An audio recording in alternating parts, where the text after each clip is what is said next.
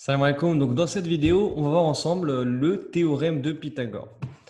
Donc, le fameux théorème de Pythagore, et on va voir tout de suite à quoi ça sert en fait. À quoi ça sert. Donc, pour cela, on va se dessiner un petit triangle.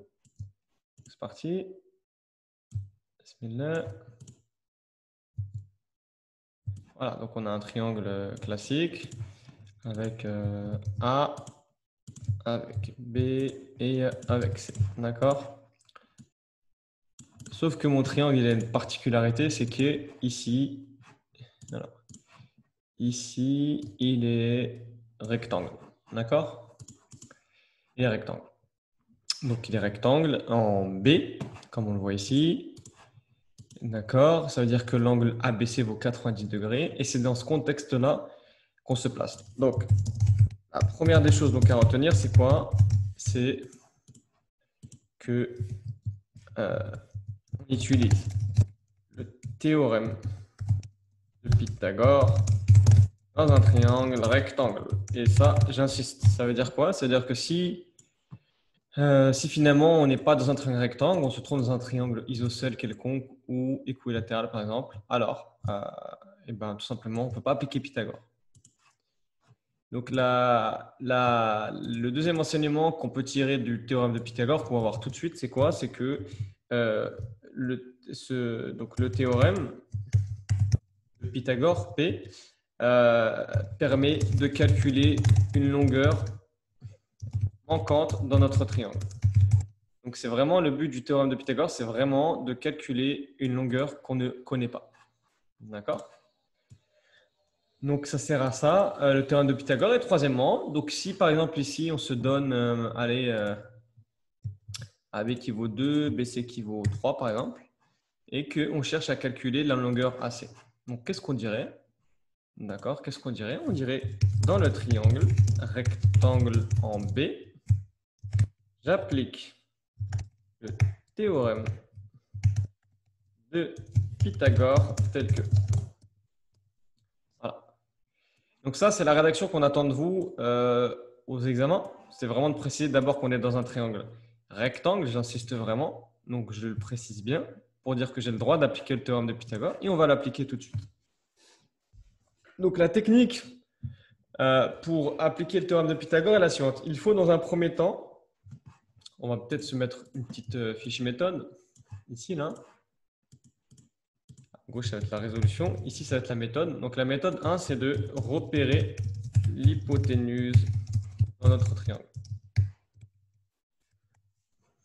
D'accord? Ça, c'est important. Et l'hypoténuse, c'est quoi?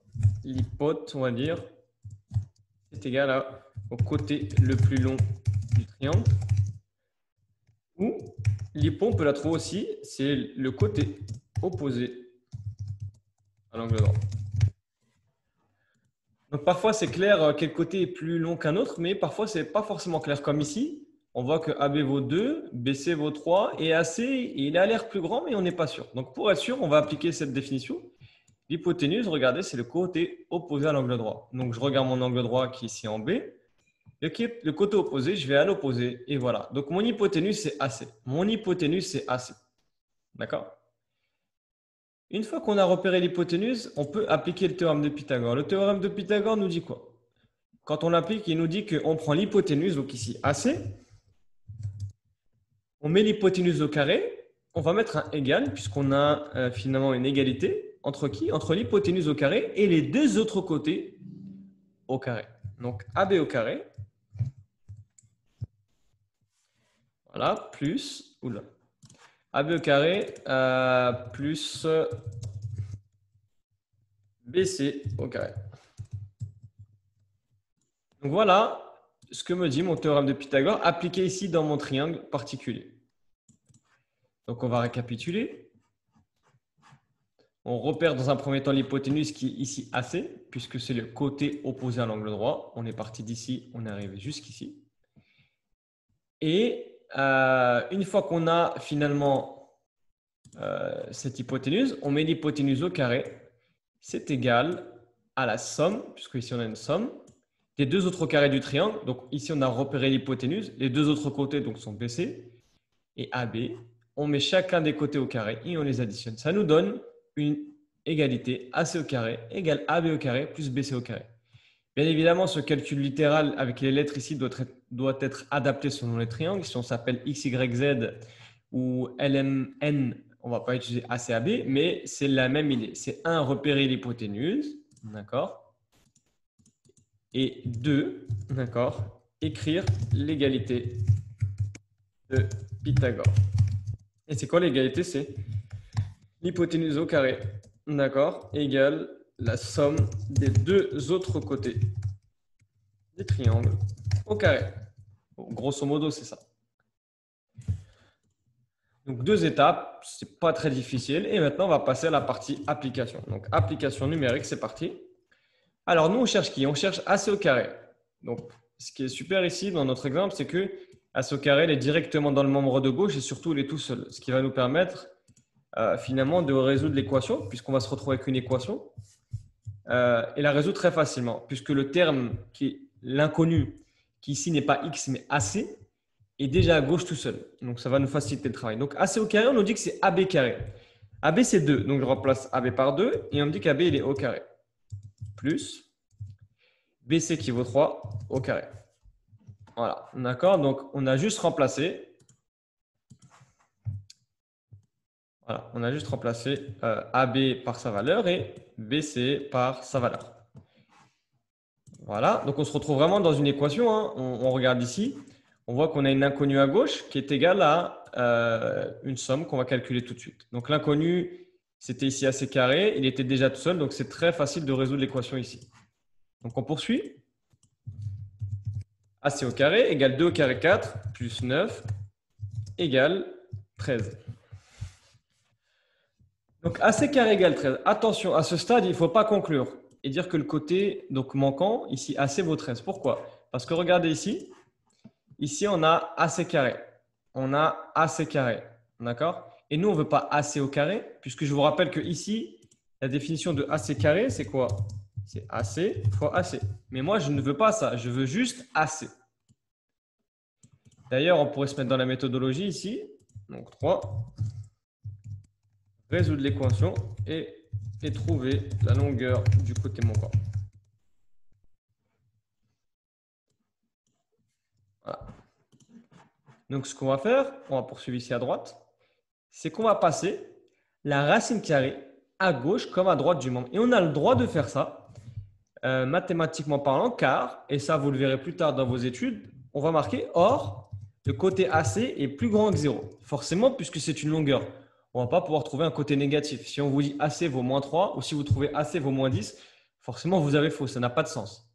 La longueur d'un côté, comme la longueur d'un mur, c'est positif. Et comme justement c'est positif, on va pouvoir passer ce qu'on appelle la racine carrée, à gauche comme à droite,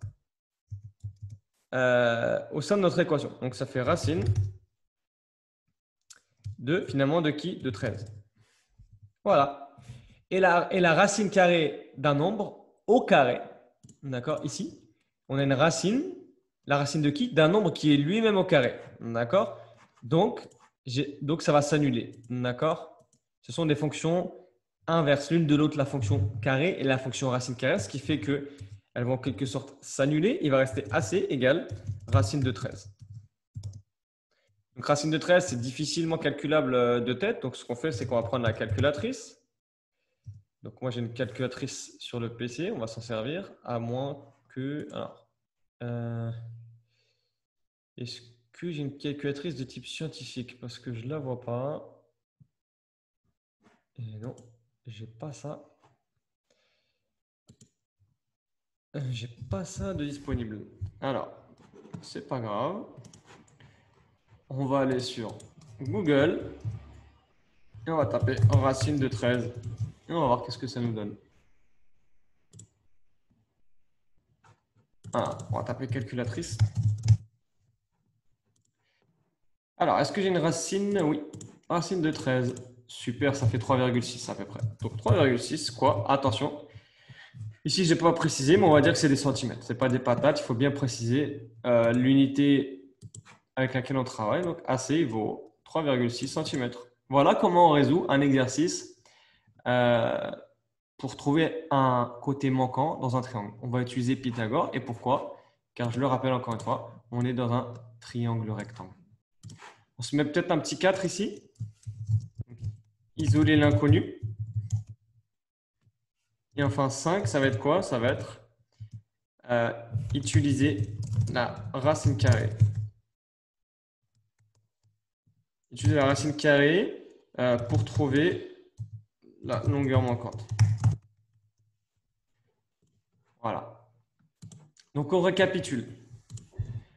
Nous sommes ici au niveau du chapitre du théorème de Pythagore. Ce n'est pas très difficile, il suffit juste d'appliquer, d'accord? Il suffit juste d'appliquer la technique. Ah, j'aimerais bien enlever ça. Alors, ouais. Ça marche pas. C'est pas grave. Donc, on est dans le théorème de Pythagore. On déroule, d'accord? On utilise le théorème de Pythagore dans un triangle rectangle. Est-ce que je suis dans un triangle rectangle? Oui, car il y a un angle droit ici en B. L'angle ABC vaut 90 degrés et il a le signe caractéristique, le petit carré de l'angle droit. Donc, le théorème de Pythagore, en effet, nous permet de calculer une longueur manquante.